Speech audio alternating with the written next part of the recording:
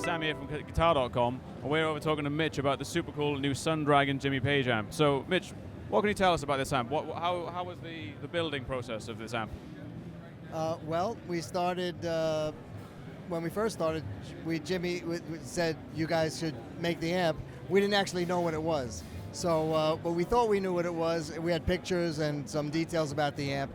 And my friend took a really good look at it, and what we did is get an old Supro, because it was based on an old Supro, and I modified it, and then I sent it to Jimmy, and it wasn't exactly right. So then Jimmy sent me his amp, and I had his amp in my shop for about a month, and then I was able to really detail what was going on in the amp. So then I took, we made new chassis exactly like his, we got a cabinet made like his, and then big detail was finding a speaker that sounded like the speaker in his amp, and then everything that needed to be done to the circuit. So it basically went through it, copied it, sent him that one, and then he was really happy.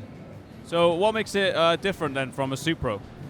Well, it originally started out as a Supro Coronado, which had two 10-inch speakers, and it had been modified to have a 12-inch speaker. That was a big difference, and the choice of speaker was very important. And also, when the amp fell out of a truck, and it was fixed, whoever worked on the amp did some modifications that I don't think was intentional. It was like, I have these parts, so it'll work with these parts.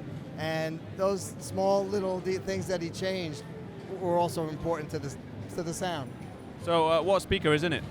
Well, he has an old American, it's an Oxford speaker, Alnico, with a pulsonic cone from England. So even the speaker was not original, had been reconed, and he used it a lot, so it was really broken in. So it had a nice bottom end, big bottom, and really a lot of high end, but a smooth high end. So it just was perfect speaker for that amp. And is it the same speaker that's in the new models? No, well, we didn't have that speaker. Both those companies, Oxford and Pulsonic, are out of business. So I went to different speaker companies. I had speakers reconed. I tried to get something to sound exactly like his, and unbelievably, the thing that sounded the closest to what was in his amp was just the stock Jensen, P12Q. So, what's the reception been like with the public, with the amplifier now being out in the wider world? Well, we introduced it in January, 2 days before the NAMM show. We had 50 limited edition amps that Jimmy signed, and they sold out in 2 days. We thought it would take a lot longer to sell them, so it was a big surprise for us. But we were happy about that. And then, but what we decided to do was build them all and ship them all at the same time, except for a couple of special people. So, because they're already being used on recordings. So, but anyway, we shipped about 40 of them on Monday.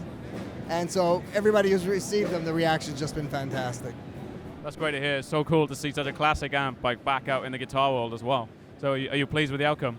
Absolutely. And then Jimmy was so pleased, he said, why don't you guys make a standard version? And that's what this one is. And so it's the original limited edition version is using all new old stock tubes, exactly what's in his amp. So American GE 6L6s, Muller 12AX7s, and GZ34. And the standard model will use modern tubes and modern capacitors, because we also use new old stock caps. And it won't be signed by Jimmy, but it sounds pretty close. We're happy with this. Sounds pretty great. So we're going to take a bit of time to listen to it, but thanks so much for talking to us.